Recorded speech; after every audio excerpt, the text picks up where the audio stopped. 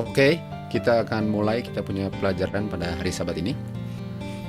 Kita sudah belajar minggu lalu bahwa apa saja yang ditulis dulu, dan ditulis dulu ini konteksnya Rasul Paulus bicara tentang apa yang ditulis di Perjanjian Lama. Jadi apa saja yang ditulis di Alkitab mereka atau firman Tuhan mereka yang kitab di Perjanjian Lama ditulis untuk kita punya learning.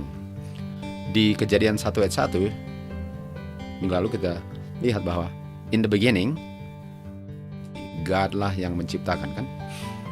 God yang menciptakan, dan ini adalah pernyataan Injil. Nah, kalau kita bicara tentang Injil, orang bilang semua percaya Injil. Injilnya Kristus, semua orang percaya. Dan God created ini in the beginning adalah pernyataan Injil, gospel statement. Dan dalam pernyataan ini, dalam pernyataan bahwa God created the heaven and the earth, kita bisa memperoleh comfort dan pengharapan karena pernyataan ayat pertama di Alkitab itu ditulis agar kita mendapatkan pengharapan. Jadi pengharapannya ialah karena God created. Itulah pengharapan kita yang kita belajar minggu lalu, kan? Dan di Lukas 24 ayat 27 dikatakan, dan mulai pada Musa, mulai dengan tulisan Musa dan semua nabi-nabi yang menulis Alkitab, semua di dalam scripture menulis tentang Tuhan Yesus. Artinya waktu dibilang God created, dan itulah kita punya pengharapan kita berada di dalam Tuhan Yesus. Karena scripture itu semua bicara tentang Tuhan Yesus. Jadi God created itu ada hubungan dengan Kristus. Nah, mari kita lihat di sini the creator, kan? Penciptanya. Mari kita lihat penciptanya, karena in the beginning God created itu adalah pengharapan kita, dan pengharapan kita adalah Tuhan Yesus. Di Yohanes 1 ayat 1 di sini dikatakan in the beginning, sama dengan Kejadian 1 ayat 1 ya. In the beginning was the word. Nah, kita tahu word itu adalah Tuhan Yesus. Word itu adalah roh Bapa dan firman Bapa, kuasa Bapa. Dan firman kuasa Bapa itu kita bisa ketahui dengan, walaupun firman kuasa Bapa itu nggak kelihatan di Roma 1:20, tapi kita bisa melihat bukti daripada kuasanya dengan melihat apa yang diciptakan firman atau kuasa itu, kan. Dan firman ini kita tahu di Alkitab mengajarkan bahwa firman ini adalah Tuhan Yesus. Jadi ini nggak bicara tentang kuasanya adalah Tuhan Yesus, tapi firman atau kuasa Bapa itu dimiliki Tuhan Yesus, kan? Karena semua yang keluar dari mulut Tuhan Yesus adalah firman Bapa. Itu sebabnya anaknya namanya the Word.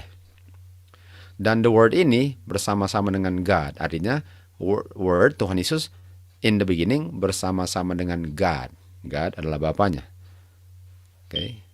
God adalah Bapanya. Dan firman ini adalah God. Nah, di sini orang bisa salah mengerti. Mereka katakan bahwa anak itu adalah God, sebagaimana God adalah God. Kalau itu salah.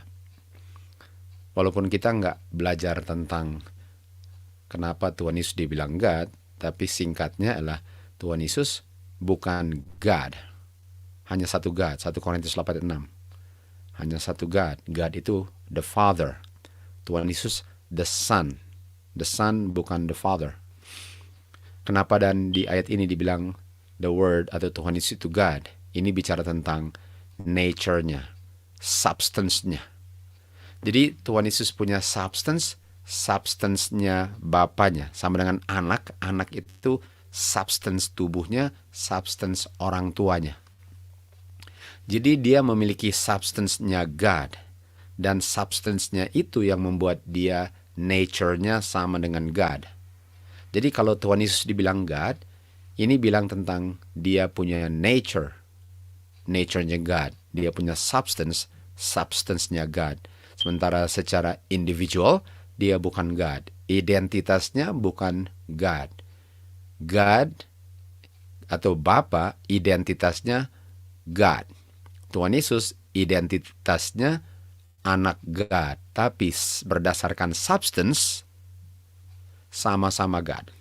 Oke.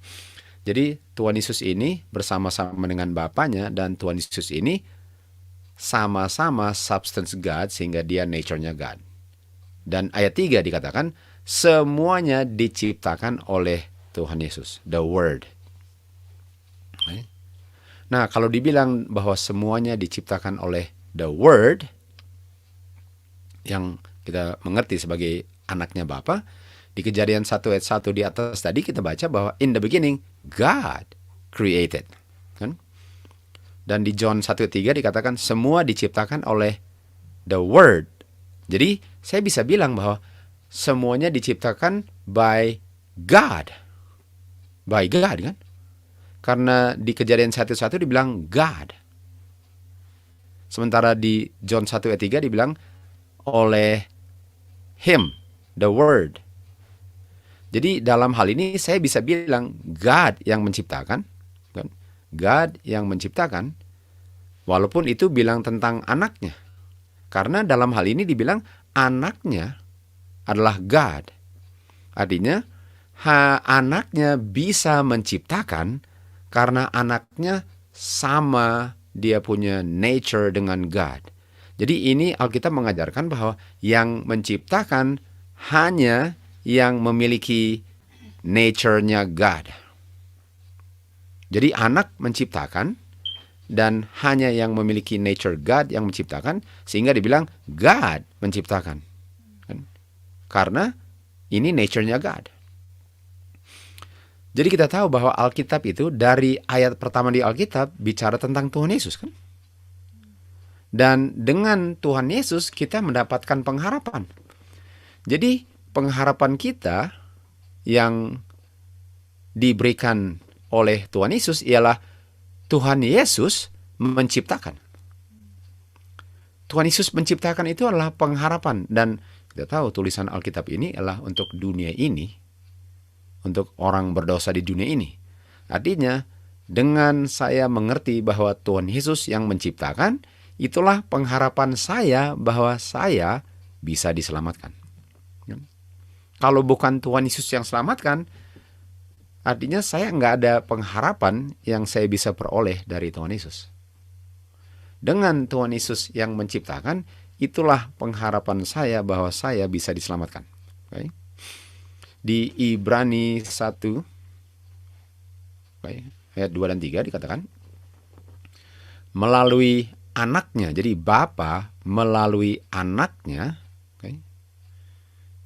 dia menciptakan bumi-bumi. Kita tahu lebih dari satu bumi, kan, di semesta alam ini. Kita adalah salah satu dari banyak bumi-bumi yang diciptakan Bapa melalui anaknya. Jadi kita bisa di sini bahwa God, Bapanya, menciptakan melalui anaknya. Melalui anaknya. Artinya anaknya lah yang bersabda. Anaknya lah yang berfirman. Tetapi anaknya berfirman karena kuasa roh firman Bapa berdiam di dalam anaknya. Jadi boleh dikatakan bahwa in the beginning God menciptakan melalui anaknya. Dan anaknya menciptakan juga karena anaknya yang berfirman dengan kuasa yang berdiam dalam dia. Dan kuasa itu diberikan kepadanya oleh Bapanya. Ibrani 1:3 dikatakan, dia adalah terang daripada kemuliaannya Bapa. Express image daripada Bapa punya person. Jadi Tuhan Yesus ini image, pantulan sempurna Bapa. Makanya di Yohanes 10:30 dikatakan, aku, anak, dan Bapa adalah satu. Bukan berarti bahwa mereka satu personality, bukan berarti bahwa mereka satu kepribadian, bukan artinya mereka satu oknum, tapi mereka satu dalam pengertian satu, mereka nature-nya satu. Kuasanya satu. Tujuannya satu, semuanya satu. Mereka punya karakter satu. Dan yang membuat mereka satu itu adalah roh. Roh itulah yang mempersatukan mereka. Sama dengan di hari Pentecost, di saat murid-murid satu di satu tempat dan satu semua, roh dicurahkan kalau mereka satu. Dan mereka sudah dicurahkan roh, tapi secara terbatas. Dan roh yang mereka terima di Yohanes 20 ayat 22, itu yang mempersatukan mereka. Dan di saat mereka menjadi satu di satu tempat, roh tanpa batas di hari Pentecost dicurahkan. Artinya yang membuat Bapa dan Anak satu adalah roh, atau firman, atau kuasa, atau mind, power, itu semua kan. Jadi karena Anak memiliki kuasanya Bapa, Anak pun bisa menciptakan. Dan kenapa Anak memiliki kuasa Bapa? Karena Anak adalah anaknya Bapa, dan Anak adalah image-nya Bapa. Kita tahu Anak selalu mirip Bapanya kan, karena sama dia punya gene diturunkan. Anak Bapa sama dengan Bapa, nature-nya sama. Dia pun memiliki kuasa yang diberikan Bapa karena dia anaknya, sehingga Anak menciptakan. Bapa menciptakan melalui Anak. Jadi dengan Tuhan Yesus menciptakan, itulah jaminan keselamatan saya.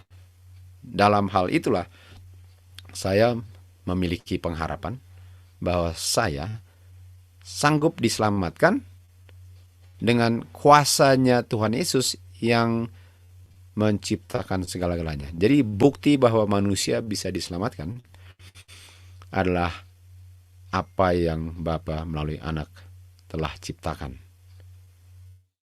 Semua itu harus ada buktinya. Dan buktinya bukan main, nggak ada alasan untuk orang bilang bahwa dia nggak pernah mengetahui buktinya. Jadi Kristus mewakili Bapanya menciptakan langit, bumi, dan segala isinya. Itulah pengharapan kita. Di Kejadian 1 ayat 26 dikatakan, God, Bapa, berkata, dan Bapa berkata kepada Anaknya, Bapa bilang, mari kami membuat atau menciptakan manusia di dalam kami punya image dan serupa dengan kami, kan? Jadi Bapa bilang kepada Anaknya, mari kami menciptakan. Artinya Anak bersama dengan Bapa menciptakan. Anak bersama Bapa dengan Bapa menciptakan. Artinya Anak ada kuasa untuk menciptakan sebagaimana Bapa ada kuasa untuk menciptakan. Jadi waktu dibilang God menciptakan, itu sama dengan God menciptakan melalui Anaknya. Anaknya menciptakan dengan kuasa Bapanya di dalam dia. Di Yohanes 14 ayat 9 dan 10 dikatakan, Tuhan Yesus bilang kepada Philip, kamu yang sudah melihat saya, sudah melihat Bapa. Kamu lihat saya, kamu lihat Bapa.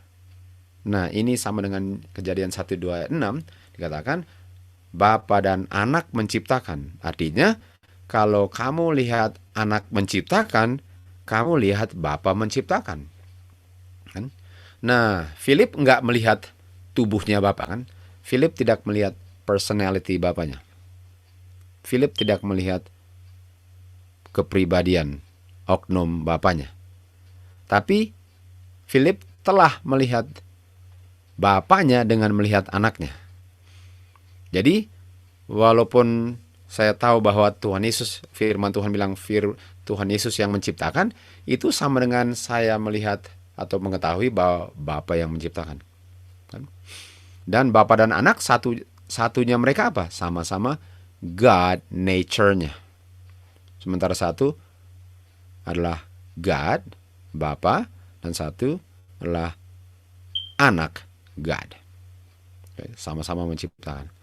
Di Yohanes 14 ayat 10 dikatakan, perkataan-perkataan, Tuhan Yesus bilang, perkataan-perkataan yang aku ucapkan.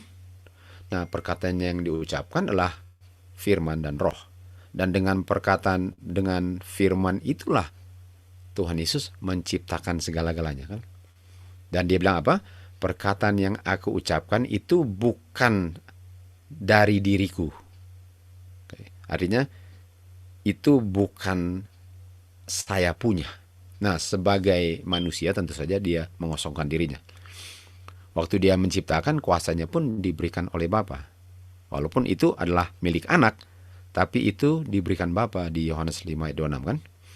Dan sebagai manusia dia bilang perkataan itu pun bukan saya punya, tetapi itu Bapa yang berdiam dalam aku, dan Bapa atau firman Bapa, roh Bapa lah yang melakukan pekerjaan-pekerjaan yang aku lakukan. Jadi pekerjaan di Yohanes 14 ini adalah pekerjaan keselamatan. Dan kalau kita sudah mengetahui bahwa Bapa God nggak pernah bisa berubah, Jesus Christ selalu sama, artinya pekerjaan Bapa di dalam anak melalui rohnya Bapa dalam anak untuk menyelamatkan, sama juga hal yang sama dengan firman kuasa roh Bapa di dalam anak lah yang bekerja untuk menciptakan. Di sini kita lihat kita punya pengharapan untuk diselamatkan. Karena orang kalau diberikan pengharapan, dia harus dikasih jamin atau jaminan bahwa yang diharapkan ini nggak sia-sia. Jadi apa buktinya bahwa kamu sanggup menyelamatkan saya? Sama dengan bilanglah orang mau beli mobil kredit, lalu dicek dulu dia punya pekerjaan, apakah memang dia ada pekerjaan yang gajinya cukup untuk bisa bayar bulanannya untuk 5 tahun lah ya. Apakah pekerjaannya stabil, sudah lama kerja di situ, dan apakah dia ganti-ganti kerja terus, atau dia sudah lama di tempat pekerjaannya. Bukankah itu buktinya penjual mobil itu akan percaya kepada orang ini bahwa dia sanggup untuk bayar bulanannya untuk 5 tahun. Jadi harus ada bukti bahwa dia sanggup untuk bayar. Demikian juga Tuhan memberikan bukti bagi manusia bahwa Bapa melalui anak sanggup menciptakan.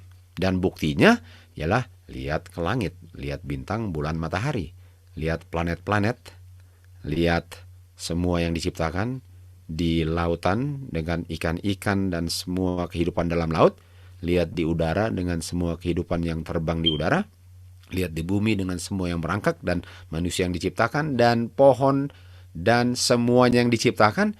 Kuasa yang menciptakan semua itu adalah bukti jaminan bahwa Bapa pun sanggup menyelamatkan kamu dari dosa. Itulah buktinya. Itulah jaminannya.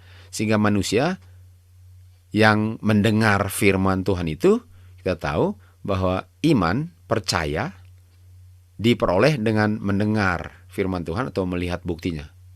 Sehingga manusia bisa ada alasan untuk percaya karena buktinya di mana saja dia pergi, dia bisa lihat bukti bahwa Bapa sanggup untuk menyelamatkan. Karena buktinya adalah semua yang diciptakan. Di Kolose 1 ayat 16 dikatakan, melalui anaknya semua diciptakan.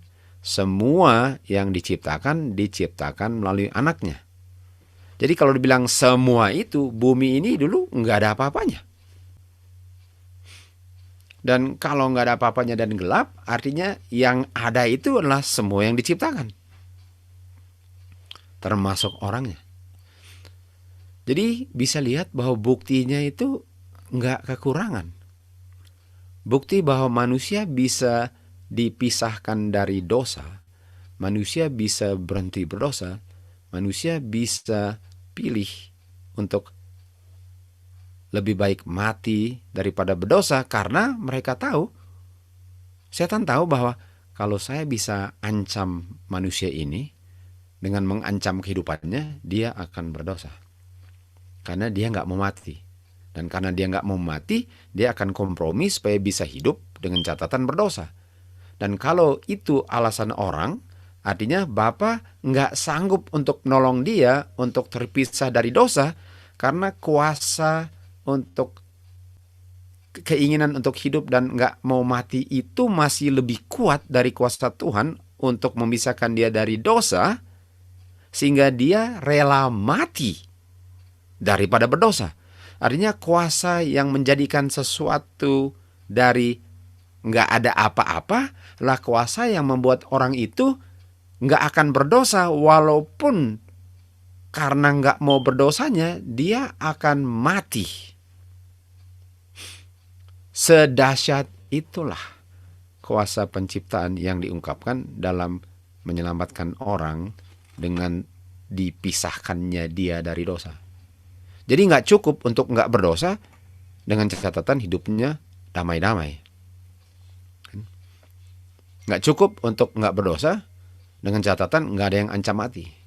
Tapi kuasa Tuhan itu sanggup menyelamatkan orang sehingga dia rela mati. Dia pilih untuk masuk lubang singa.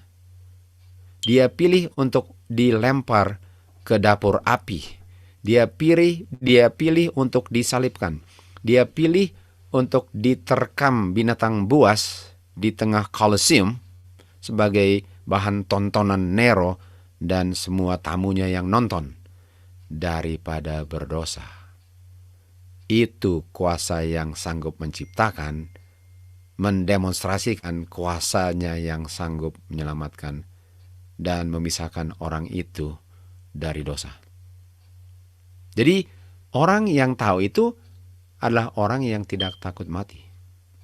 Orang yang takut mati adalah orang yang tidak melihat kuasa Tuhan dalam menciptakan langit dan bumi dan segala isinya dalam 6 hari. Karena itulah buktinya bahwa saya nggak takut mati, karena kuasa yang selamatkan saya itu selamatkan saya di mana saya nggak akan berdosa lagi apapun konsekuensinya. Itu buktinya. Jadi penting sekali untuk kita merenungkan, melihat, kan, mengisi pikiran kita dengan kuasa Tuhan dengan melihat hal-hal yang diciptakan. Saya yakin orang-orang yang mati syahid dari yang pertama Abel dan yang terakhir ini adalah orang-orang yang sangat percaya akan kuasa penciptaan. Karena mereka semua diselamatkan dari dosa. Artinya dipisahkan dari dosa. Artinya mereka sanggup dipisahkan dari dosa sedemikian rupa sehingga mereka nggak akan kembali ke dosa. Mereka nggak mau dipersatukan dengan dosa lagi, dan mereka lebih baik mati daripada dipersatukan dari dosa lagi. Itu kuasa yang sanggup menyelamatkan. Okay.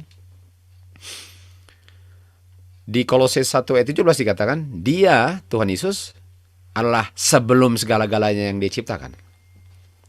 Jadi sebelum ada apa-apa, Tuhan Yesus sudah ada.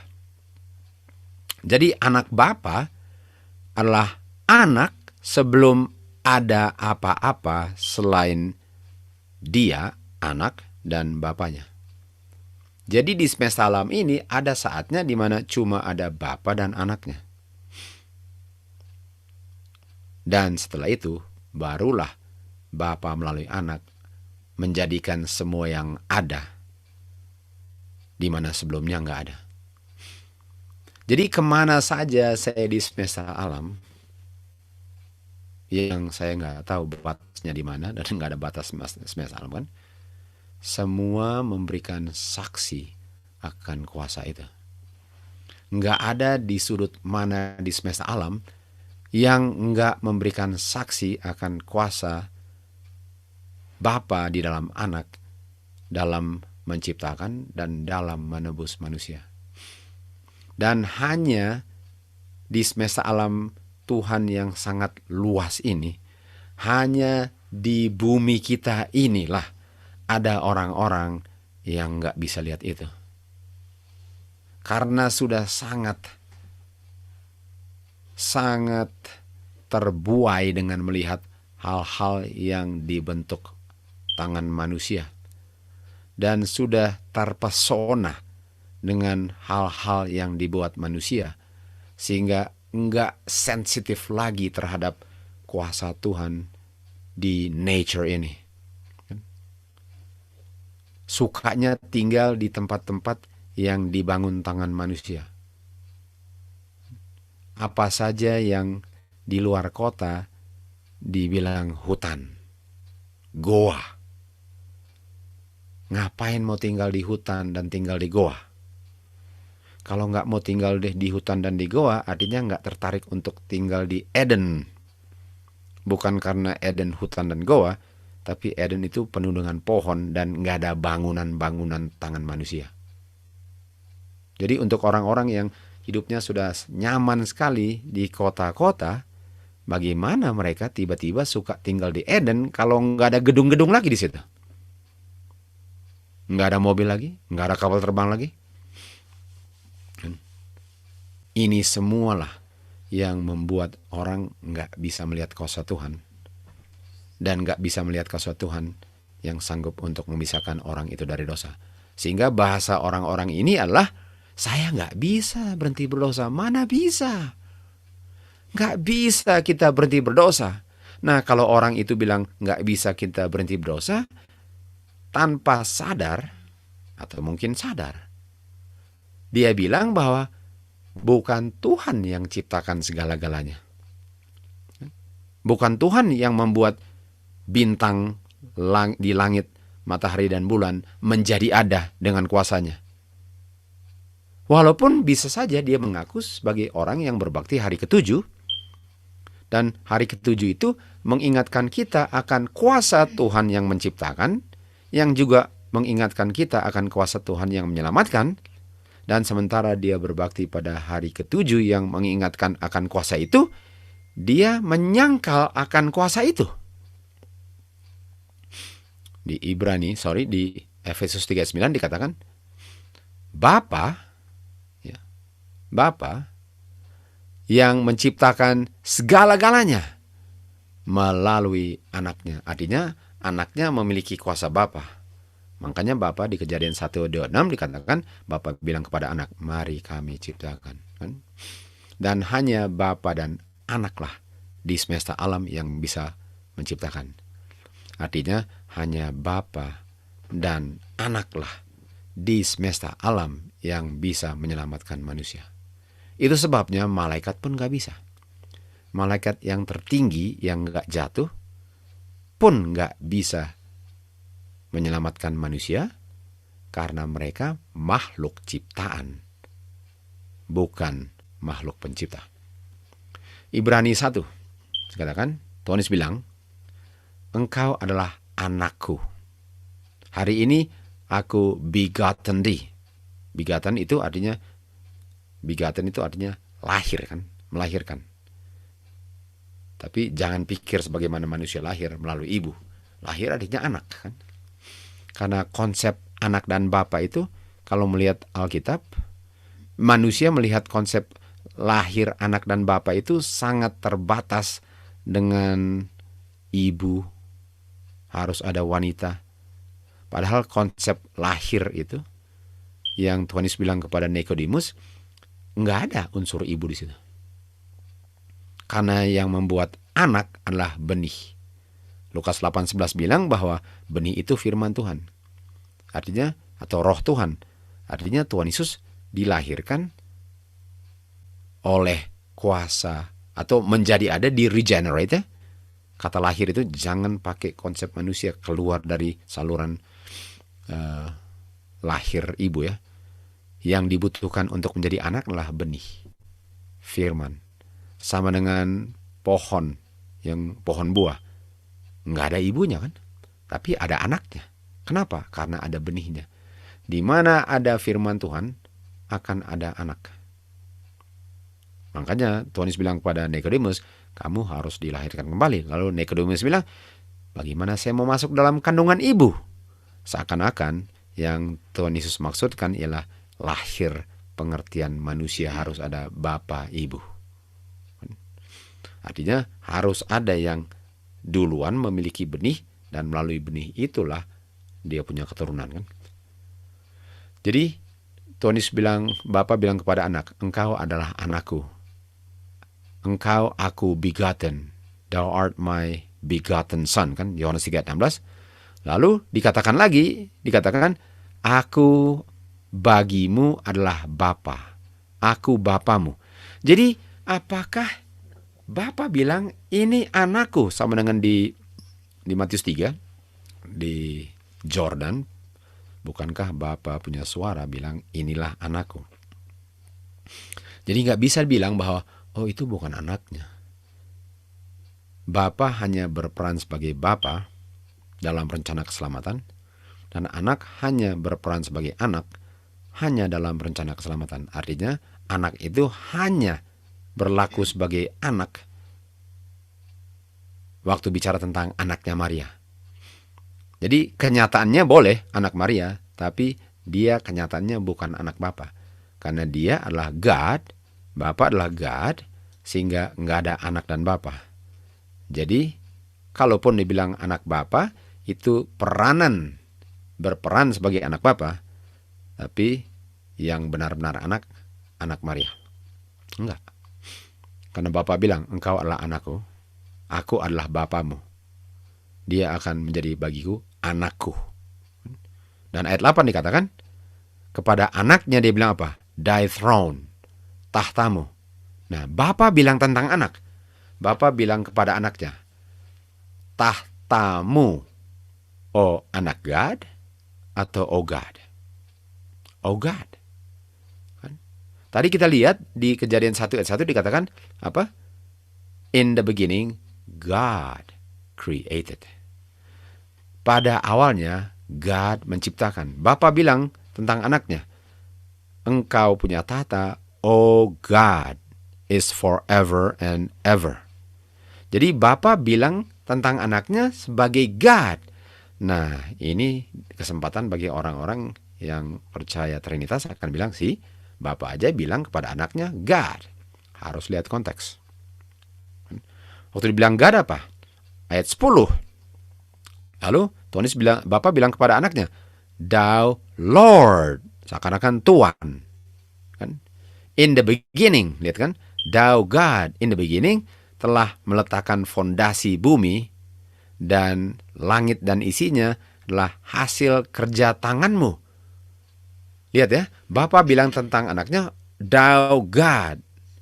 Engkaulah in the beginning yang meletakkan fondasi bumi, dan Thou God lah dengan tanganmu, dengan pekerjaan tanganmu, menciptakan semua yang ada di langit. Di Kejadian 1:1 katakan, in the beginning, God. Artinya ini bicara tentang siapa? Tuhan Yesus. Dari mana kita tahu ini bicara tentang Tuhan Yesus? Karena semua dari ayat pertama sampai ayat terakhir di Alkitab, Tuhan Yesus bilang apa? Bicara tentang Dia. Karena melalui Tuhan Yesuslah kita memperoleh pengharapan. Pengharapan kita ialah kalau kita temukan Tuhan Yesus di Alkitab. Karena waktu kita temukan Tuhan Yesus yang datang ke bumi, dan Bapa bekerja melalui Tuhan Yesus untuk selamatkan. Jadi in the beginning God, ini bicara tentang Tuhan Yesus. Walaupun ini bicara tentang the Spirit-nya Tuhan, the Spirit of God di dalam Tuhan Yesus yang menciptakan langit dan bumi, kan? Jadi walaupun ini kuasa God, tapi ini kuasa God di dalam Tuhan Yesus. Karena kita harus bisa lihat tentang Tuhan Yesus, karena dibilang seluruh scripture testify of me. Artinya setiap ayat di Alkitab memberi kesaksian tentang Tuhan Yesus. Ini benar, karena ayat pertama di Alkitab bicara tentang God, itu bicara tentang Tuhan Yesus. Walaupun Tuhan Yesus secara person bukan God, tapi Tuhan Yesus punya nature God, sehingga roh Bapa bisa berdiam dalam anaknya karena sama nature-nya, dan anaknya lah yang menciptakan langit dan bumi dengan kuasa Bapanya. Itu sebabnya Tuhan Yesus bilang apa? I am the beginning, I am the end, I am the Alpha, I am the Omega. Sayalah yang pertama, sayalah yang terakhir. Alpha Omega.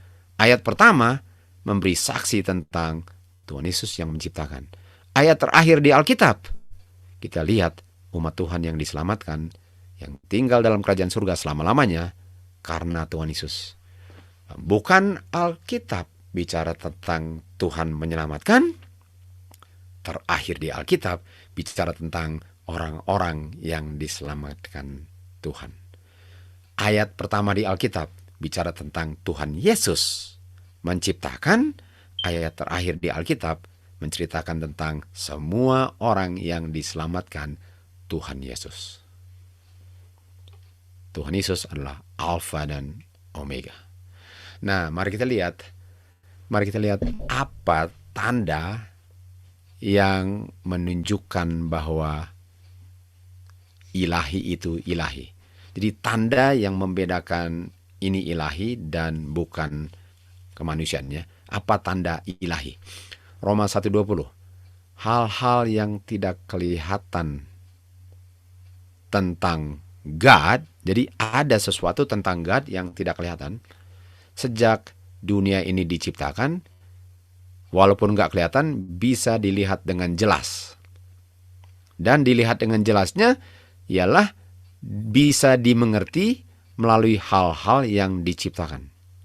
Artinya, semua yang diciptakan itu membuat saya mengerti tentang kuasa yang tidak kelihatan yang menciptakan semua yang saya lihat. Dan kuasa yang tidak kelihatan itu yang menciptakan semua yang saya lihat adalah dia punya kuasa yang kekal dan Godhead. Dan Godhead ini adalah divinity. Divinity adalah keilahian. Dan hanya dua oknum di semesta alam yang memiliki nature divinity ini. Bapa dan anaknya. Artinya kalau kuasa yang menciptakan itu adalah kuasa oknum yang ilahi, artinya hanya Bapa dan anak yang bisa menciptakan. Lucifer pun nggak bisa menciptakan. Karena dia adalah makhluk yang diciptakan, bukan makhluk yang menciptakan. Dia tidak memiliki nature yang sama dengan Bapa dan anak. Dia nggak pernah bisa menjadi penciptanya. Karena dia diciptakan. Dia nggak bisa melakukan apa yang Bapa dan anak lakukan. Hanya Bapa dan anak yang bisa melakukan pekerjaan menciptakan dan menyelamatkan. Jadi apa tanda divinity? Okay. Apa tanda divinity? Well, dari sini kita lihat tandanya ialah mereka sanggup apa? Menciptakan. Artinya kalau nggak bisa menciptakan, bukan tanda divinity atau bukan tanda ilahi. Okay. Jadi saya tahu Tuhan itu divine karena dia bisa menciptakan. Kan? Kalau Tuhan Yesus nggak bisa menciptakan, itu buktinya dia bukan anak Bapa. Karena dia bisa menciptakan, itu anak Bapa. Dan kita sudah belajar, kita baru lihat ini beberapa ayat sebelum ini, bahwa semuanya diciptakan oleh Tuhan Yesus. Artinya Tuhan Yesus apa? Divine. Dia anak Bapa. Dia sanggup menciptakan sama dengan Bapa. Hanya dua oknum. Nah, kita lihat di Kisah 17. Kisah 17 dikatakan di sini, jangan kamu pikir bahwa Godhead, okay, atau nature yang divine, nature yang dimiliki oleh Bapa dan Anak itu, kamu samakan seperti emas, perak, dan batu yang diukir atau dipahat oleh tangan manusia. Okay. Kenapa? Nomor 1, emas itu diciptakan. Perak, batu diciptakan. Lalu selain diciptakan, diukir dan dibentuk oleh manusia. Dan bisa kelihatan. Sementara kuasa yang menciptakan ini dimiliki oleh nature. Dan nature yang memiliki nature ini memiliki kuasa yang tidak bisa kelihatan. Nah, yang diciptakan bisa kelihatan. Tapi diciptakan oleh kuasa yang tidak kelihatan yang memiliki Godhead, nature. Kan?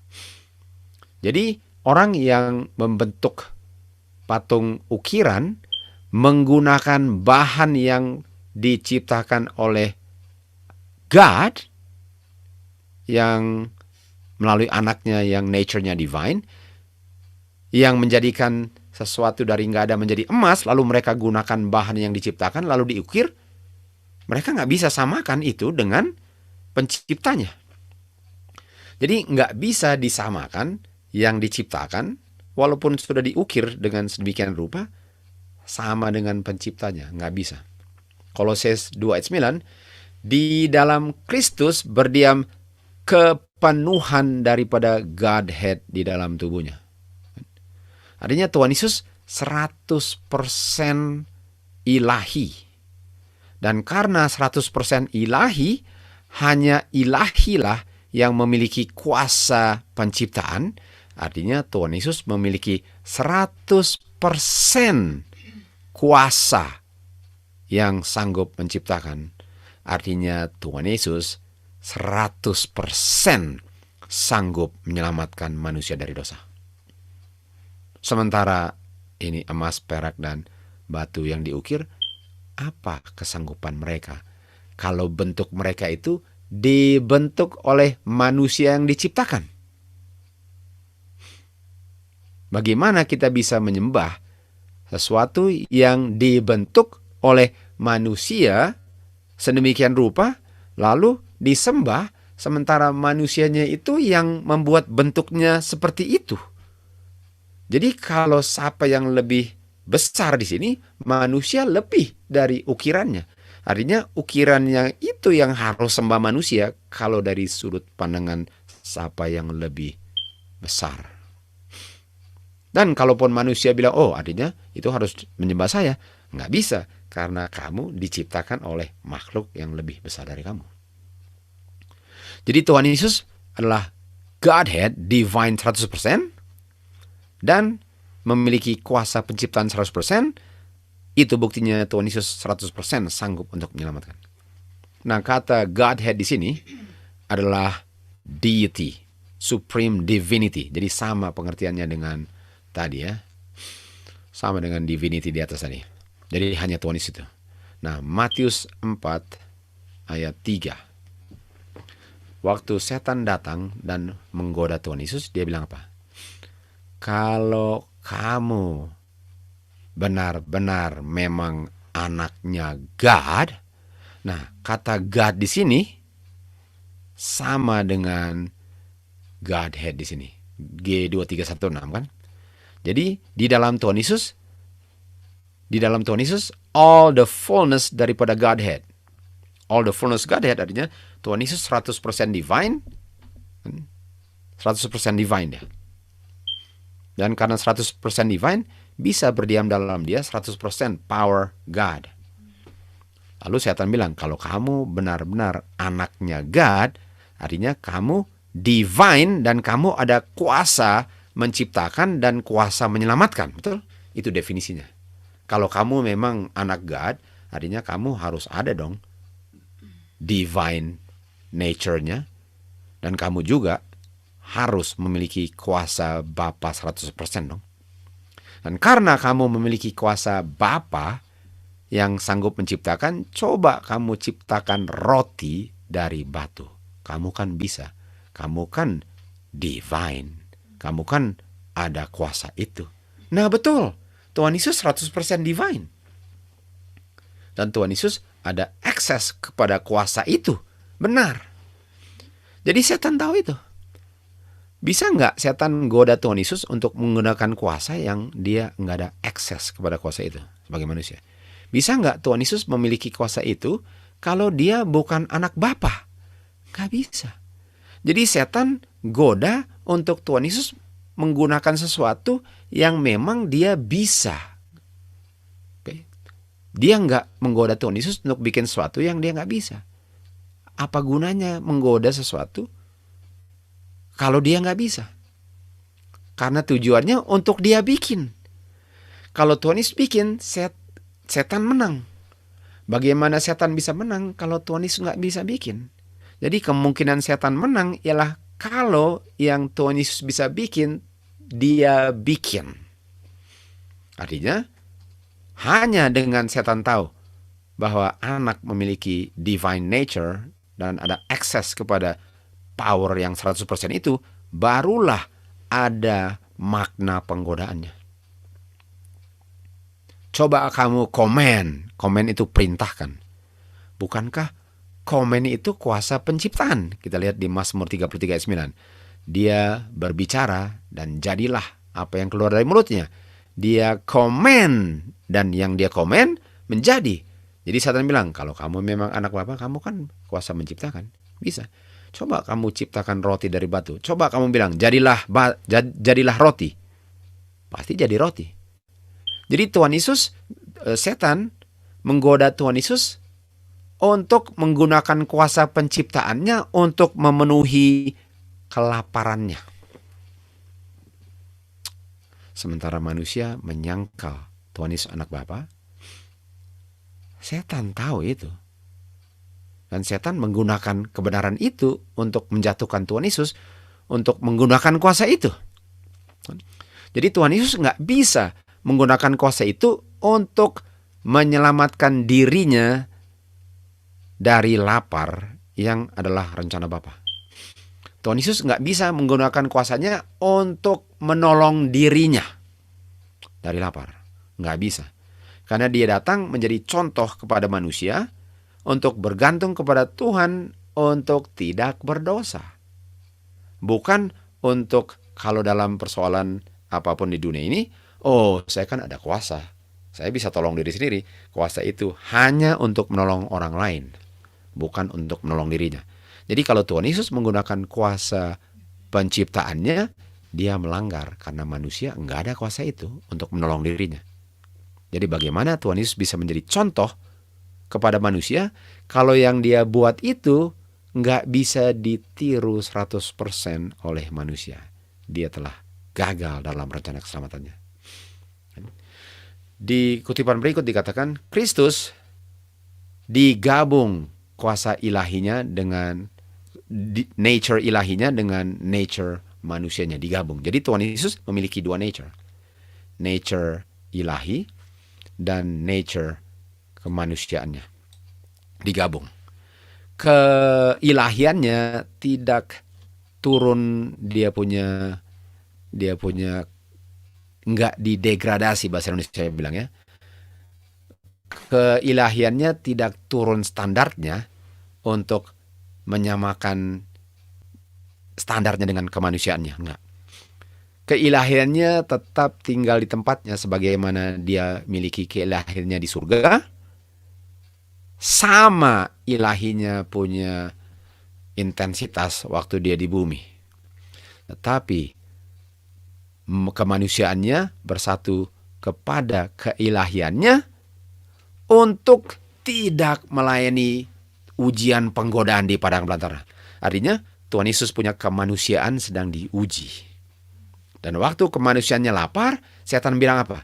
Coba kamu memenuhi kebutuhan kemanusiaannya dengan menggunakan kuasa ilahi kamu. Tolonglah kamu punya kemanusiaan yang sedang kelaparan ini dan lemah dengan menggunakan kuasa ilahimu untuk menolong kamu punya kebutuhan kemanusiaan. Dan kalau Tuhan Yesus lakukan itu, setan menang. Karena kalau itu contohnya untuk menolong diri saya lapar, bagaimana saya mau menolong saya punya diri lapar kalau saya nggak ada kuasanya untuk memberikan makan kepada manusia yang lapar, kalau nggak ada kuasa ilahinya untuk membuat batu menjadi roti. Jadi Tuhan Yesus punya kemanusiaan sangat lapar dan sangat butuh untuk makan. Tapi Tuhan Yesus harus hidup sebagai manusia seakan-akan nggak ada kuasanya yang bisa menolong dia karena manusia kita nggak ada kuasanya. Jadi bisa lihat betapa menderitanya kemanusiaannya Tuhan Yesus. Bisa lihat betapa menderitanya kemanusiaannya Tuhan Yesus. kelaparan, padahal ada kuasanya yang bisa menolong, tapi dia nggak mau menggunakan kuasanya untuk membuktikan bahwa manusia bisa diselamatkan dan nggak perlu berdosa untuk bisa makan. Kita tahu sedikit lagi di dunia ini akan mengalami tidak bisa beli atau jual kan, dan manusia akan lapar. Dan waktu manusia lapar, apakah dengan nggak lapar caranya untuk berdosa? Jadi waktu Tuhan Yesus dalam kelemahan kemanusiaannya bilang manusia nggak hidup dari roti saja, tetapi dari setiap firman yang keluar dari mulut Bapa. Tahu apa yang dia bilang? Dengan kuasa Bapa saya gunakan untuk menyangkal, menolak untuk memenuhi kebutuhan daging saya. Daging dalam hal ini kemanusiaannya penyelaparan. Dan kuasa yang menolong saya, yang saya peroleh dari Bapa itu, melalui saya punya keilahian itu, saya gunakan bukan untuk kasih makan saya, tapi untuk menyangkal saya makan. Jadi kuasa keilahiannya itulah yang membuat Tuhan Yesus menang untuk tidak memenuhi kebutuhan lapar kemanusiaannya. Jadi sekarang kita tanya, jadi kalau saya lapar nanti, saya walaupun gak ada kuasa untuk bisa membuat batu jadi roti, tapi melalui Tuhan Yesus, saya bisa peroleh kuasa yang sama yang digunakan Tuhan Yesus untuk menyangkal kebutuhan laparnya daripada berdosa. Saya bisa memperoleh dari Tuhan Yesus punya keilahian yang disalurkan kepada saya sebagai manusia untuk menyangkal saya untuk tidak berdosa dengan cara nggak apa-apa lapar. Yang penting jangan memperoleh makan dengan cara berdosa. Bukankah orang yang rela kelaparan, orang yang rela kelaparan lah orang yang membuktikan bahwa dia diselamatkan dari dosa. Artinya untuk lapar terus dan mungkin mati kelaparan, dia pilih untuk lapar dan mati kelaparan daripada berdosa. Bukankah itu kuasa yang menciptakan lah kuasa yang menyelamatkan, dan Tuhan Yesuslah pengharapan kita. Jadi kita punya pengharapan ialah untuk menyangkal kebutuhan daging dengan melalui kuasa keilahiannya Tuhan Yesus. Saya peroleh kuasa itu untuk bisa menyangkal, untuk memenuhi saya punya lapar, haus, dan apapun, daripada untuk membuat diri saya nggak lapar, minum, atau haus dengan cara kompromi. Dengan menerima tanda binatang, saya bisa jual atau beli. Itu kuasa Tuhan. Kuasa Tuhan yang mau diungkapkan itu. Dan orang-orang yang nanti kalau nggak terima suntikan, bagaimana kita bisa kerja? Bagaimana bisa bayar kita punya bil? Bagaimana bisa bayar bulanan punya? Bagaimana kita bisa bagaimana nanti nggak bisa naik kapal terbang? Bagaimana nanti nggak bisa jalan-jalan keliling dunia? Harus disuntik. Bukankah dengan demikian saya menyangkal kuasa yang sanggup menyelamatkan saya? Ini belum ancaman mati. Belum ancaman mati, sudah menyangkal kuasa yang sanggup menyelamatkan. Sedangkan Tuhan Yesus bilang apa? Kuasa itu saya gunakan untuk lebih baik lapar, mati sekalipun, daripada memperoleh makan dengan melanggar firman Tuhan. Itu kuasa yang menyelamatkan. Dan itu adalah kuasa yang menciptakan. Jadi coba bagaimana? Masa Tuhan sanggup menciptakan, lalu sekarang tiba-tiba dia bilang lebih penting makan daripada kemuliaan Bapa? Kira-kira yang menciptakan, kuasa yang dia peroleh dari Bapa untuk menciptakan, dia sekarang gunakan itu untuk menyangkal kebutuhan manusianya untuk makan. Jadi dia gunakan kuasa untuk menciptakan dan dia gunakan kuasa untuk tidak berdosa. Tuhan Yesuslah pengharapan kita. Tuhan Yesuslah pengharapan kita. Karena melalui Tuhan Yesus, saya dapat kuasa yang menciptakan dan yang menyelamatkan untuk tidak memenuhi saya punya kebutuhan yang di-cut off. Karena saya tidak mau terima tanda binatang, karena saya tidak mau tunduk kepada kuasa kegelapan, walaupun saya mengalami kelaparan, kehausan, dan sebagainya. Tapi Tuhan Yesus sudah tunjukkan bahwa itu bukanlah hal yang perlu dikhawatirkan. Yang perlu dikhawatirkan ialah kalau saya tidak percaya Bapa. Karena kalau saya tidak percaya Bapa, walaupun saya sekarang sudah nggak lapar lagi, tapi saya sudah kehilangan kehidupan kekal.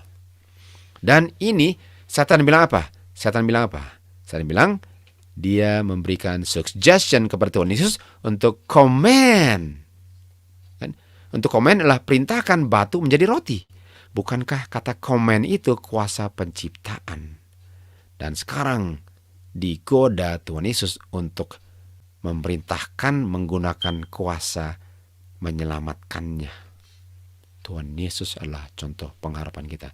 Dari ayat pertama Alkitab, kita sudah mendapatkan pengharapan kalau kita bisa rightly divide the word of truth. Kan di sini dikatakan Tuhan Yesus bergantung kepada Bapanya di tahtanya yang menyalurkan kuasa grace. Kita lihat the throne of God itu di Ibrani 4 ayat 16 namanya the throne of grace. Artinya Tuhan Yesus dalam kelemahan kemanusiaannya, tetapi karena dia ada keilahiannya, dia bergantung melalui keilahiannya, dia bergantung kepada kuasa grace. Grace itu adalah kuasa firman, kuasa strength, kuasa power, roh. Dia bergantung kepada kuasa Bapanya sebagai manusia melalui dia punya keilahiannya.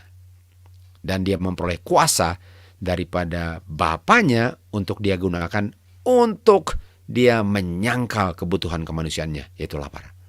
Dan saya pun kalau menjadi satu dengan Kristus, saya ada akses juga melalui kuasa ilahinya Kristus.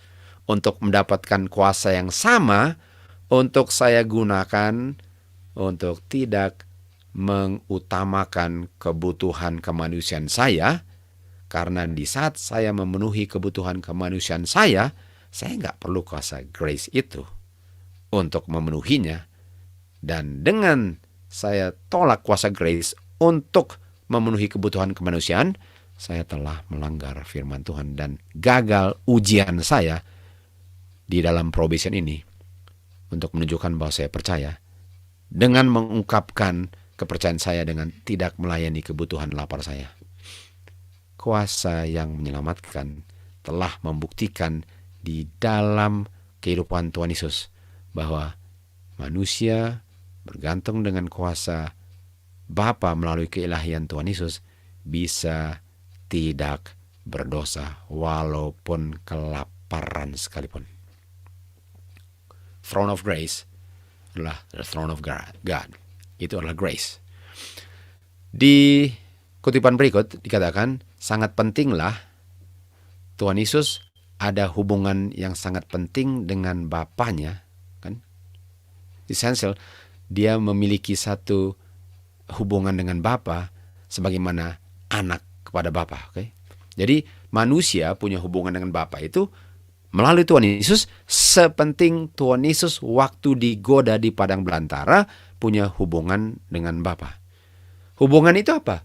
Hubungan ilahinya. Sekali lagi, saya nggak ada hubungan ilahi, tapi saya bisa menggunakan hubungan ilahinya Tuhan Yesus untuk ada relation with God, sehingga dalam penggodaan apapun, saya tidak perlu jatuh. Itu kuasa penciptaan sedang didemonstrasikan untuk menyelamatkan manusia.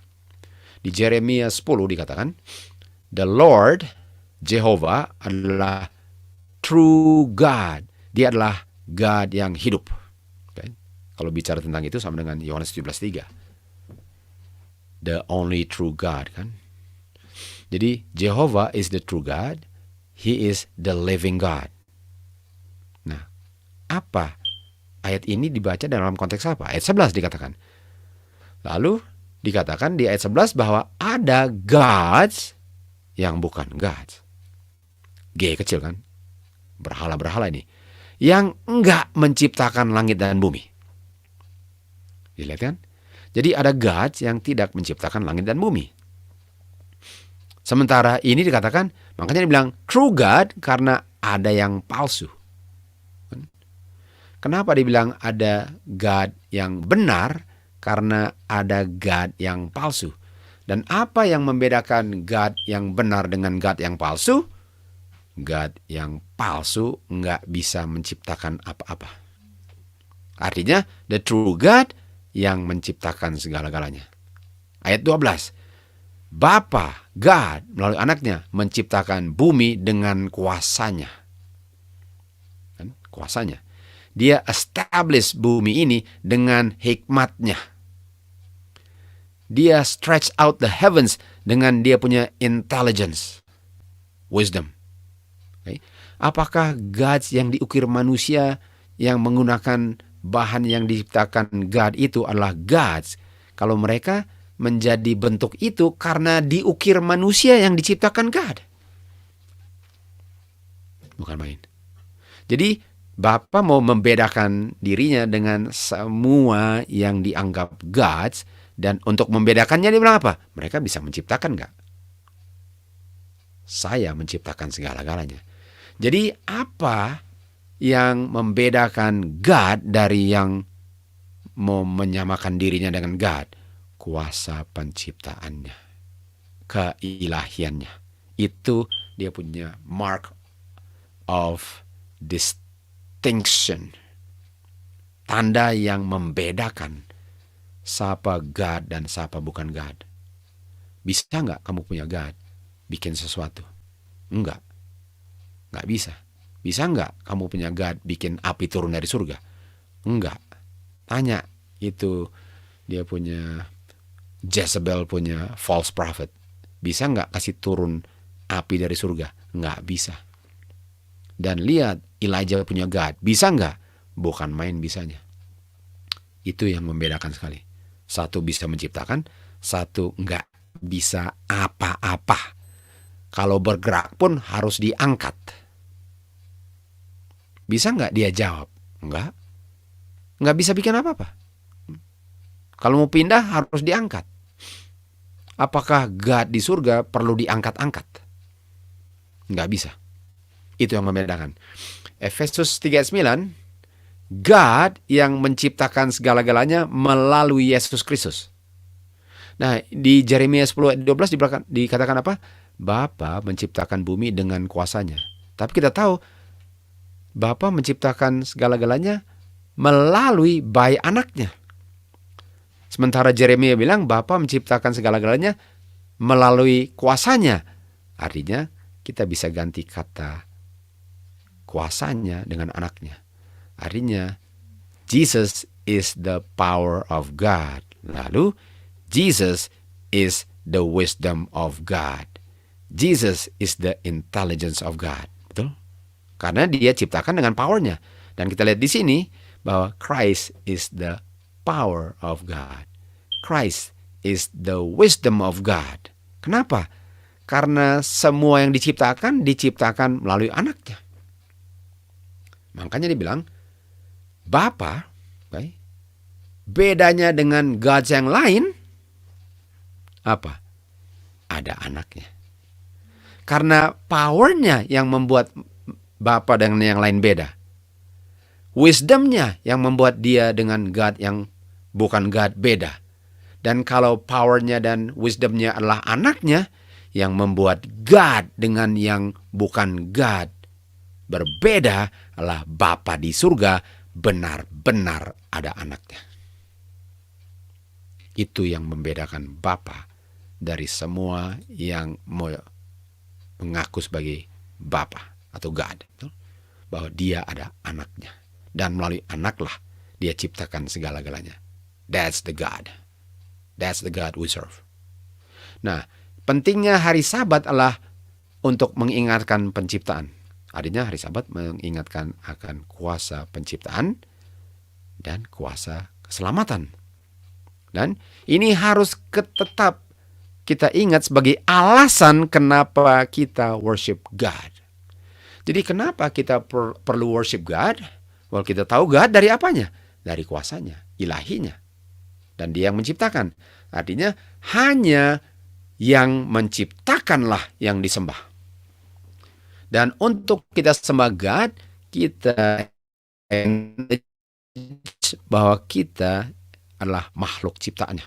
Artinya kalau saya nggak sembah God, saya tidak mengakui bahwa saya diciptakan God dengan kuasanya melalui anaknya. Untuk tidak sembah God adalah untuk menyangkal God dan anaknya, atau untuk menyangkal bahwa anaknya God adalah anak God.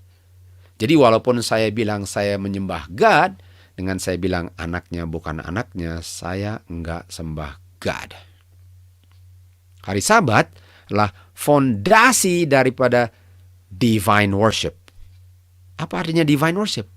Divine worship artinya saya sembah makhluk yang ilahi, karena hanya makhluk yang divine lah yang sanggup menjadikan saya menjadi ada dari enggak ada. Artinya untuk sembah God ialah untuk memelihara hari Sabat, karena hari itu adalah hari tanda bahwa saya percaya bahwa Bapa melalui anaknya, karena mereka ilahi lah yang menciptakan segala-galanya termasuk manusia. Dan hari itu adalah hari Sabat tandanya. Jadi bukan hari Sabatnya yang disembah, tapi hari Sabat itu adalah tanda bahwa saya mengerti itu dan saya melakukan semua itu. Jadi nggak bisa saya pelihara hari Sabat dengan benar kalau saya menyangkal bahwa anak God, Tuhan Yesus, Jesus Christ, adalah anak God. Dan inilah yang membedakan penciptanya dan semua yang diciptakan. Jadi apa tanda bahwa God itu God? Ciptaannya bilang siapa yang ciptakan kita itu yang patut disembah. Karena yang menciptakan memiliki kuasanya, karena yang memiliki kuasanya itu adalah divine, artinya ini namanya divine worship. Oke, sejak bumi diciptakan, orang buta bilang di Yohanes 9, dia sedang bicara di Roma 1:20 kan. Sejak bumi diciptakan, dia bilang artinya dia bicara tentang kuasa penciptaan adalah kuasa yang menyelamatkan. Dia bilang, sejak bumi diciptakan, apakah kamu pernah dengar mata orang buta dibukakan? Enggak. Kenapa dia mulainya dengan sejak bumi diciptakan?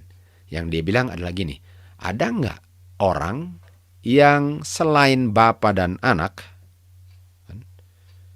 yang memiliki nature yang divine, oleh sebab itu memiliki kuasa yang menciptakan, dan oleh sebab itu sanggup membukakan mata orang buta? Orang Farisi pun gak bisa jawab itu. Jadi orang buta, yang buta dia tahu itu. Sementara orang yang buta terhadap pengetahuan itu. Lalu dibilang apa? Ayat 33. Kalau dia bukan utusan Bapa, dia gak bisa bikin apa-apa. Artinya dia memiliki kuasa Bapa. Walaupun saya gak lihat siapa yang sembuhkan saya, yang sembuhkan saya pasti memiliki kuasa Bapa. Dan kalau dia memiliki kuasa Bapa, artinya dia divine. Dan yang divine hanya anak Bapa. Walaupun saya nggak pernah lihat dia. Bayangkan ini. Ayat 35, Tuhan Yesus mendengar bahwa dia diusir. Namanya dicoret dari buku sinagog. Dan waktu dia temukan orang buta ini, dia bilang, kamu percaya akan anak Bapa? Nah, saya tahu dia percaya. Dia baru memberikan kesaksian di ayat-ayat sebelumnya kan. Tapi dia nggak tahu siapa itu. Karena dia nggak pernah lihat. Karena waktu dia sudah sembuh, yang sembuhkan dia nggak lihat lagi. Jadi waktu dia bilang siapa dia, artinya dia pengen lihat siapa dia, tapi kita tahu dia percaya. Kenapa? Karena dia baru memberikan khotbah kepada orang-orang Farisi tentang siapa yang dia percaya. Lalu dia bilang, siapa dia Tuhan? Agar saya bisa percayakan dia. Jadi saya pengen lihat siapa dia. Siapa ada dia? Dia nggak tahu yang sedang berdiri dan ngomong sama dia ialah yang dia baru khotbahkan tadi. Dan Tuhan Yesus berkata kepada dia, kamu sedang lihat dia, dan yang bicara dengan kamu adalah dia. Sekarang dia lihat anak Bapa. Dia sekarang lihat the Son of God. Dia lihat siapa yang sembuhkan dia. Dia lihat siapa yang memiliki kuasa ilahi. Dia melihat siapa yang memiliki divine nature, yang memiliki kuasa yang sanggup menciptakan dan membukakan matanya. Lalu dia apa? Dia sembah. Bukankah sembah itu adalah tanda bahwa saya percaya kamu memiliki kuasa penciptaan dan kuasa yang sanggup menyelamatkan, karena kamu memiliki divine nature dan kamu pasti memiliki kuasa yang diberikan Bapa. Makanya dia sembah anak Bapa untuk acknowledge bahwa kamu pencipta semesta alam. Wahyu 14 ayat 7 mengatakan, fear God, berikan kemuliaan bagi dia. Artinya kemuliaan bagi dia ialah berikan saksilah akan kuasanya. Minggu lalu kita belajarkan. Dan apa yang kamu harus lakukan kalau kamu acknowledge dia pencipta? Sembah dia, malaikat pertama. Jadi sembah Tuhan Yesus sama dengan sembah God. Kalau bilang Tuhan Yesus menciptakan, itu sama dengan Bapa menciptakan. Kalau sembah Tuhan Yesus sama dengan sembah God. Kenapa? Karena yang disembah ialah yang menciptakan. Siapa yang menciptakan? Dua-dua. Artinya, karena yang dilihat Tuhan Yesus, disembahlah Tuhan Yesus. Itu sama dengan sembah God. Dengan menyembah anak, itu bukan bilang bahwa saya hanya sembah anak dan nggak sembah Bapa. Nggak bisa cuma sembah Bapa, lalu saya bilang saya nggak mau sembahkan anak. Artinya saya menyangkal dia anak, saya menyangkal bahwa dia adalah divine nature, saya menyangkal bahwa anak bisa menciptakan. Buktinya, orang buta ini sembah Tuhan Yesus. Dia sangat tahu, walaupun dia nggak pernah ke sekolah teologi ya, dia lebih tahu daripada orang-orang Farisi yang mengaku bijaksana. Filipi 2 ayat 10 dan 11. Pada nama Yesus semua lutut akan tunduk. Pada nama Yesus pencipta semesta alam, semua akan sembah dia. Di surga, di bumi, di bawah bumi, semua lidah akan mengakui Tuhan Yesus adalah Lord. Dan waktu kita sembah Tuhan Yesus, siapa yang dimuliakan? Bapa. Jadi waktu kita sembah God, waktu kita sembah Tuhan Yesus, Bapa dimuliakan, malaikat pertama. Apakah Bapa dimuliakan waktu orang yang gak buta lagi sembah Tuhan Yesus? 100%. Untuk sembah anak Bapa ialah untuk memuliakan Bapa. Hanya dengan kita acknowledge dan worship Kristus sebagai pencipta, barulah kita acknowledge dia punya divinity, barulah kita worship God. Kristus adalah firman, satu dengan Bapanya yang kekal, satu dalam nature-nya divine. Dan karena nature-nya divine, memiliki roh yang sama, dan roh itu, buah-buah roh adalah karakternya. Karakternya sama, tujuannya semua sama. Kristus dengan Bapa sama. Dan kalau kita memiliki rohnya mereka, kita pun karakternya sama.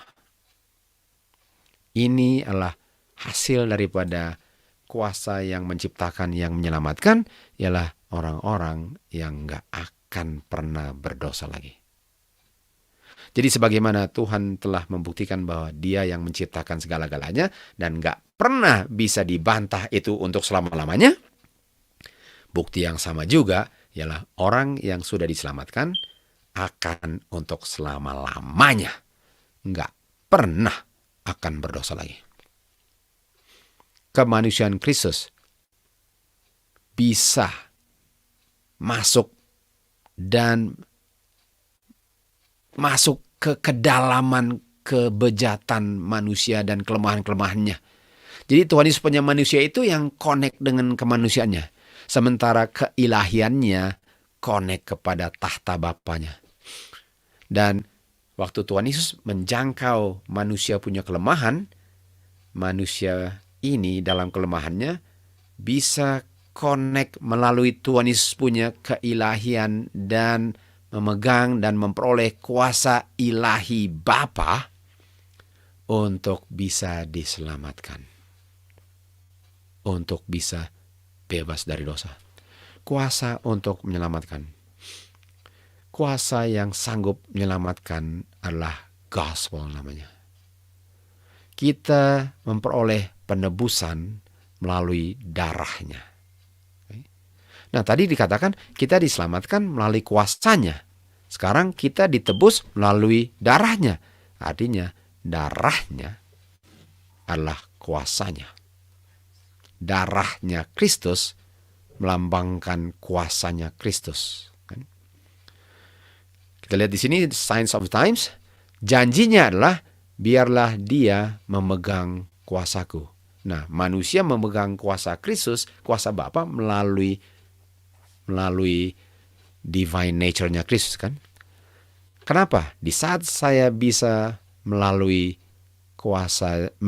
divine nature-nya Kristus, saya bisa memegang strength of grace, ada kuasa di dalam darahnya Kristus untuk menyingkirkan dosa, untuk menebus saya. Jadi kuasa yang sanggup menyelamatkan saya untuk memisahkan saya dari dosa.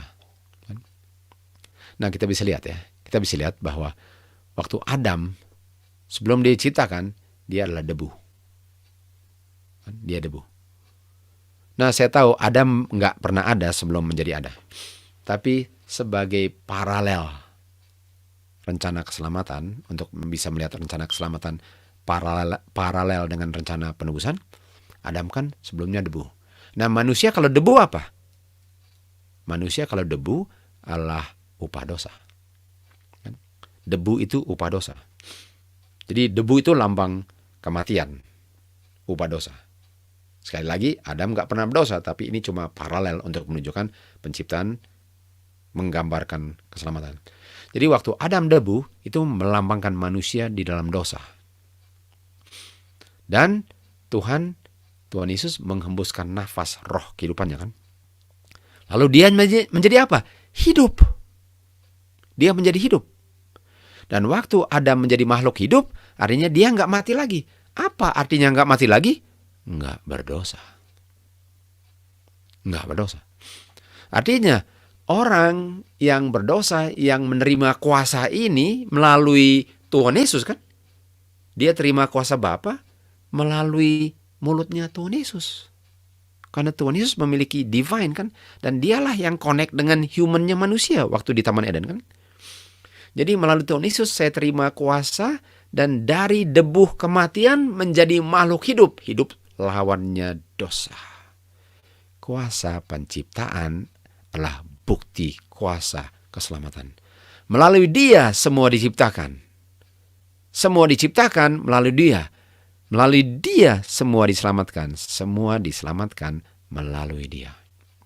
Kristus, penebus karena kuasa sebagai penciptanya.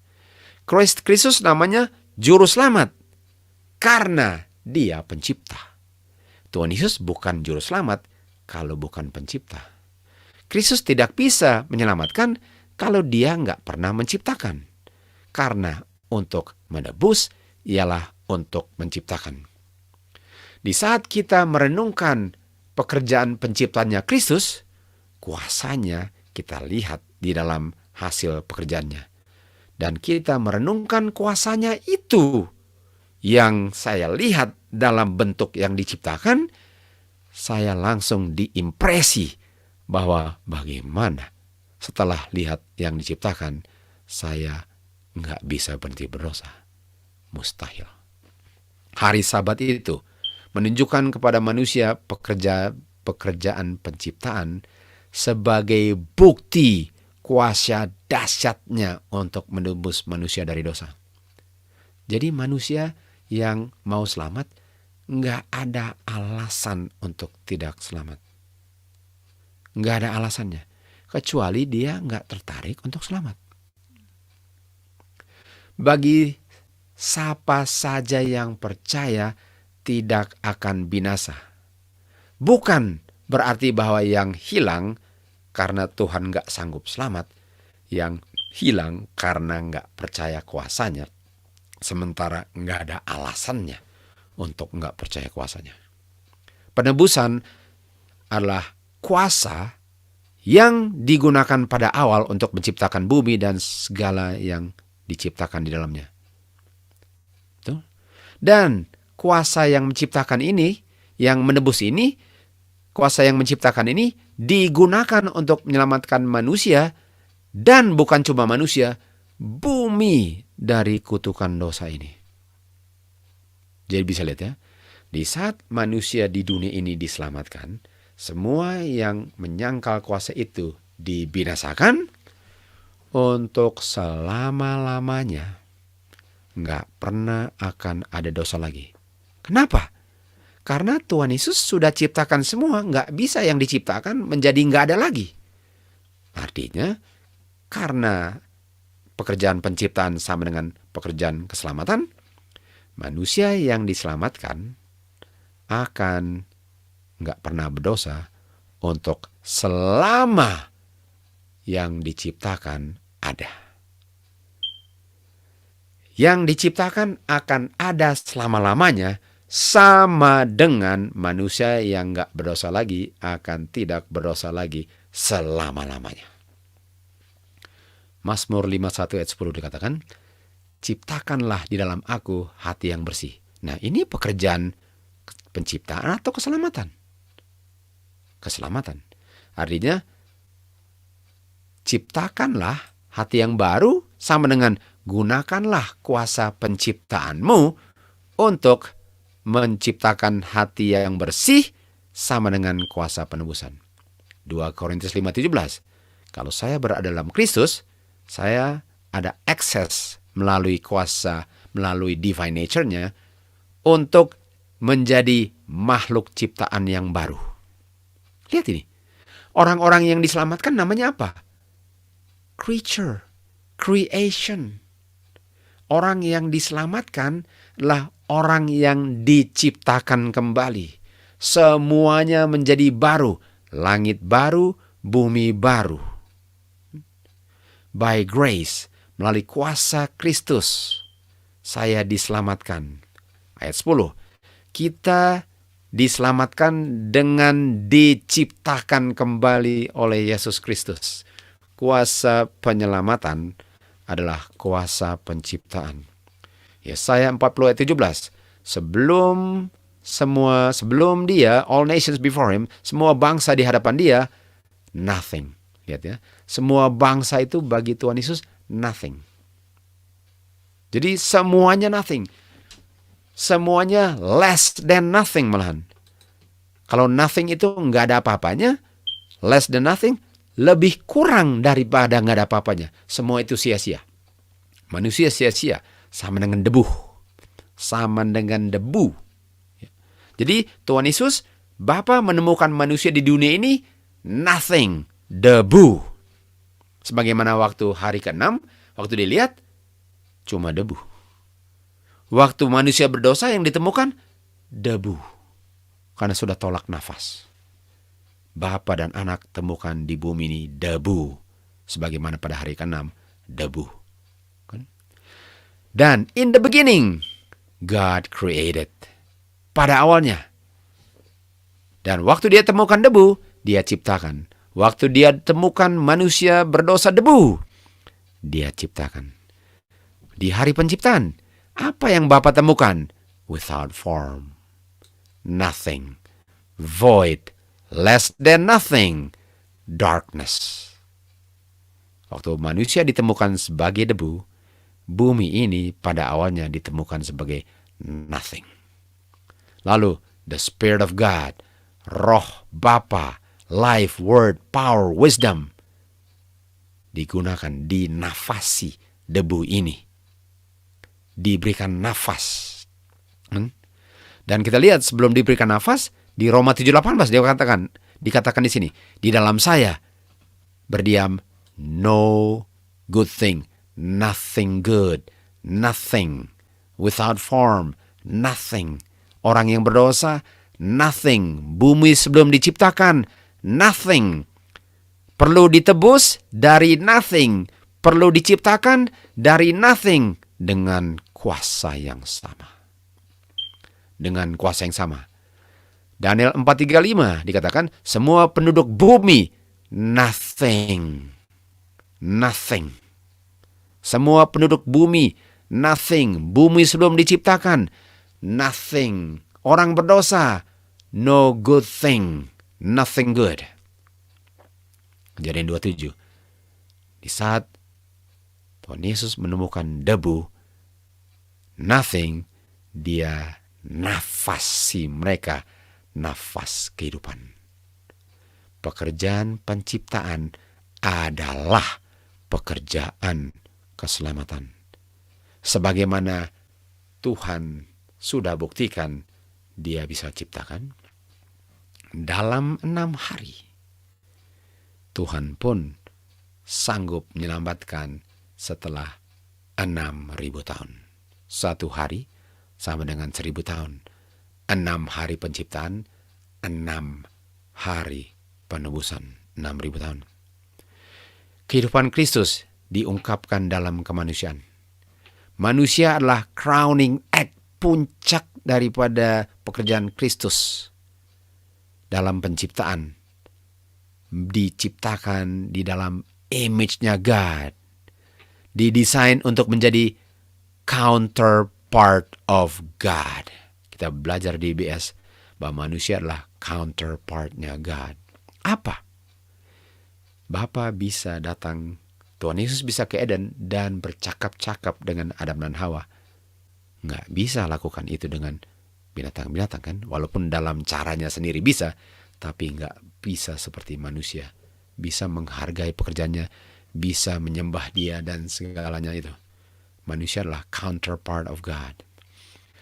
Betapa seorang artis bekerja untuk menggambarkan atau transfer apa yang dia lihat ke kertas yang dia gambar.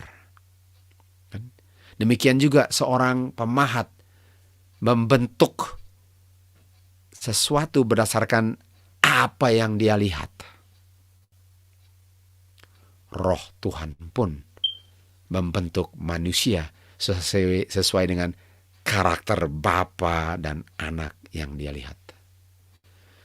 Roh Bapa itu menggunakan Bapa dan Anak sebagai pola untuk membentuk manusia di hari ke-6.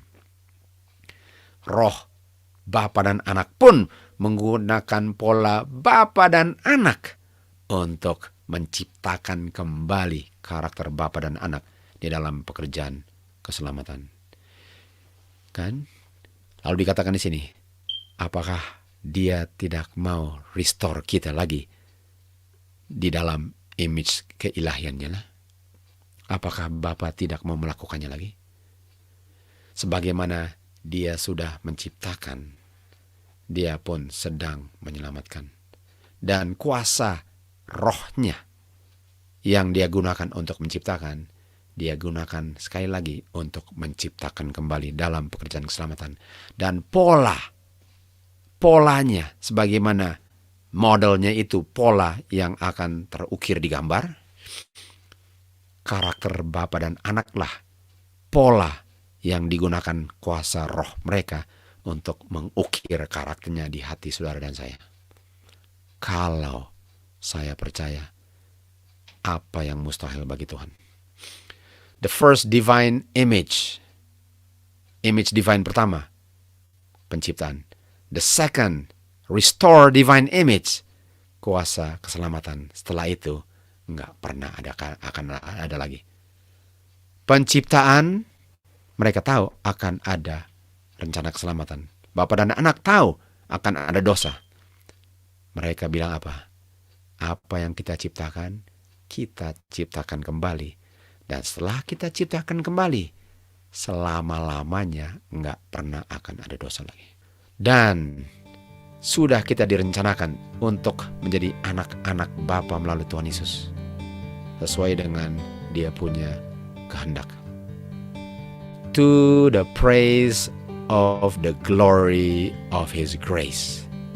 Artinya, waktu kita dikembalikan menjadi image Bapa dan anak, dimuliakanlah, dipujilah Bapa melalui anak oleh makhluk-makhluk yang diciptakan oleh kuasa mereka.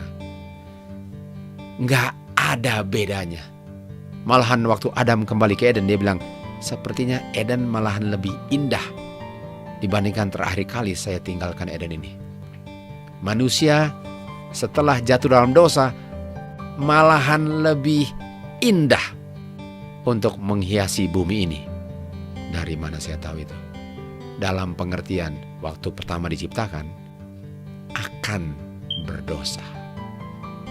Di situ kalah indahnya dengan waktu kedua kali sudah tinggalkan dosa dan gak pernah akan berdosa lagi.